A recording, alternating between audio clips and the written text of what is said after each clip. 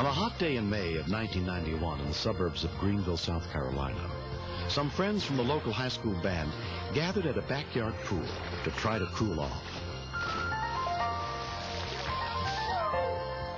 18-year-old Scott Burdett and his girlfriend Kelly Hart had been going together for almost a year. Several guys were having a contest trying to show off just cannonballs and whatever. They could think that they were making them up. Scott was one of the bigger goofballs. We were all on the side watching them, and then Scott dove off.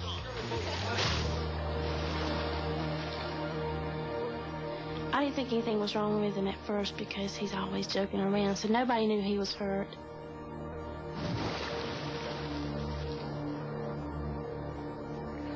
Help!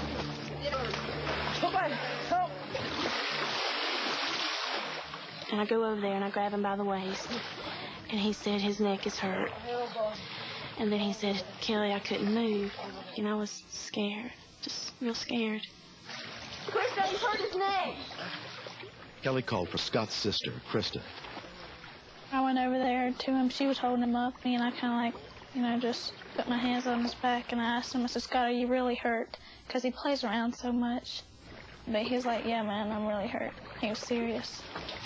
Call for help! Get him out of the pool! No, leave him alone! And somebody told me to get him out of the swimming pool. I said no. I had been in a class, and 2 EMS workers had told us to not move the victim in case of head and spinal cord injuries that could cause paralysis. Mom, Scott hit his head on the bottom of the pool. He's hurt pretty bad. A call to 911 was made almost immediately. 911 emergency. Greenville County Dispatcher Carolyn Northway took the call. All right, is the person who's injured himself, is he still in the pool? Right away, she said it is a diving accident, which led me to believe possibly paralysis.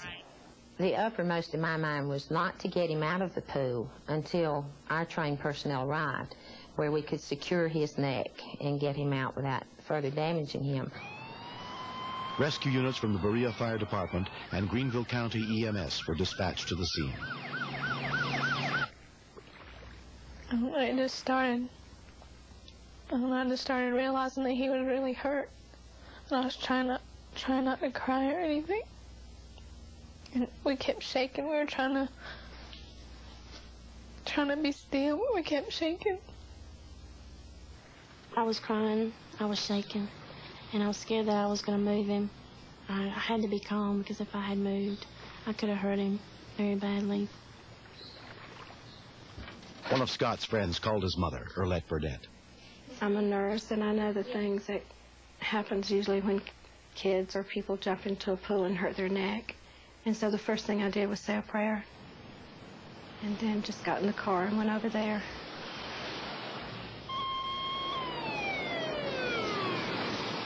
Off-duty paramedic Tom Kickler heard the report of the accident on his scanner and rushed over to see if he could help. Okay, is he conscious? I took my shoes and my socks off, and I eased myself into the water to try to reduce any effect of rippleness, because any type of movement may aggravate his injury.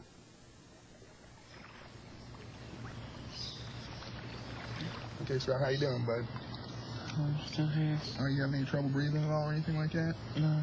He said, well, he wasn't able to move any of his extremities, and at that point, he had some numbness in his arms and legs. When the medic unit arrived, EMS supervisor Bill Markley took charge. We got a possible spinal injury. Jumped in the pool, struck his head. No loss of consciousness.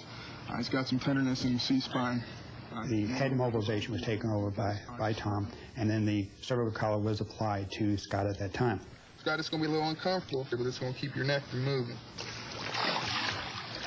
Once we got everybody assembled, we had sufficient personnel in the pool to handle the situation. We rotated Scott onto his back, being very careful to keep his head in alignment with his body. And then we floated the backboard under him and secured him in a reeve sleeve, which completely mobilizes the body from head to toe.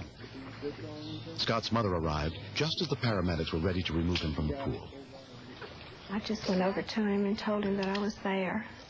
As I looked at him, I could see fear in his eyes, but he was very quiet. He didn't try to speak or anything. First. 1, 2, 3. It was hurting to see my brother being taken away. It was like I kept trying not to cry before, but then when we got on the deck, I don't know, I guess it just all started coming out. We had a friend whose brother-in-law had had a motorbike accident, and he was paralyzed from it. Several months ago, Scott and I were talking, and he asked me, he says, Mom, if anything like that ever happens to me, he says, I want you to pull the plug, and that kind of means, you know, I don't want to live that way.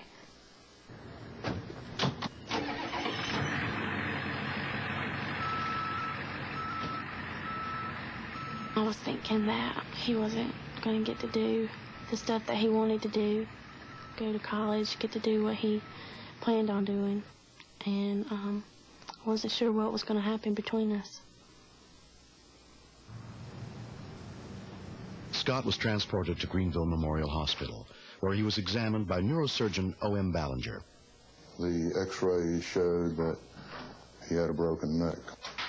If he were allowed to bend his head forward about another quarter of an inch at the scene, he probably would have been permanently paralyzed.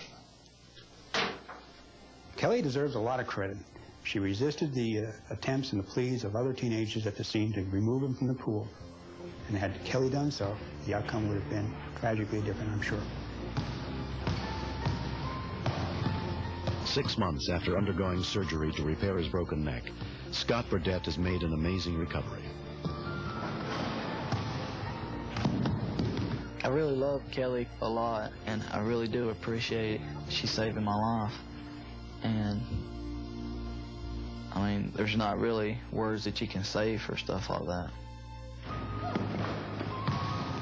He's always treated me nice, but I think he seems sweeter, I guess you'd say, to me. I was going to stay with him even if he was paralyzed, and I think that's what was going through his mind, too. That he was scared that he was going to lose me also, but I was going to stick through him no matter what happened. I feel closer to Kelly than anybody he's ever dated, just because I know that she cares about him, and I trust her more than I do anybody else.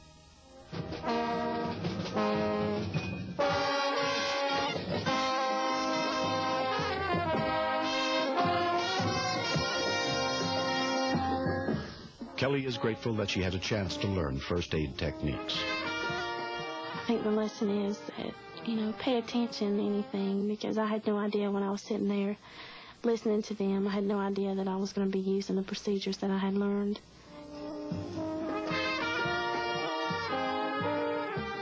I think that some teenagers at some time or another do learn the lesson of their own mortality.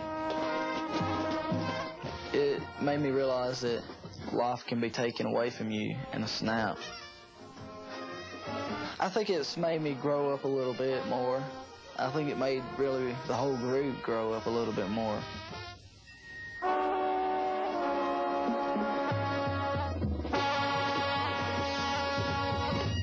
Next. I realized that the call was a little bit more severe than what I thought it was, because something was really panicking.